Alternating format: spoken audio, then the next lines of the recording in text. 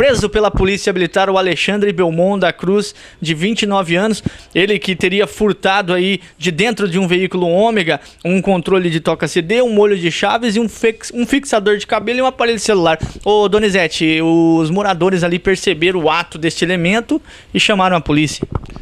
O Alexandre ele já é pessoa conhecida já no mundo do crime, né, em virtude de ter algumas passagens pela delegacia de polícia.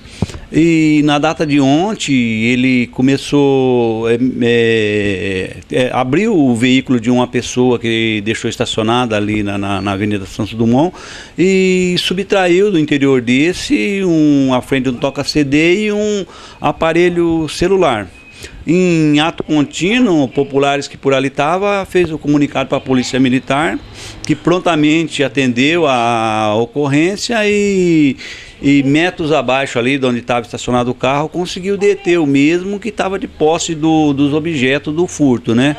A partir disso, a Polícia Militar conduziu o mesmo até a delegacia, dando voz de prisão, e o mesmo foi autuado e encontra-se aqui na nossa delegacia à disposição da Justiça.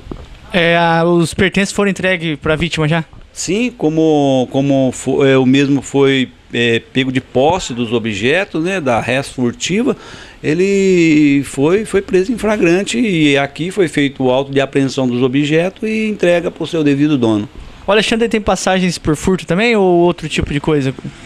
Passagens por furto, é uma pessoa que tem problema com droga, é doente, né, é viciado em droga, e quando ele precisa de obter essa droga, ele não mede esforço para praticar esses pequenos furtos. Como ele foi pego em flagrante, ele vai ficar guardado ou ele pode ser liberado?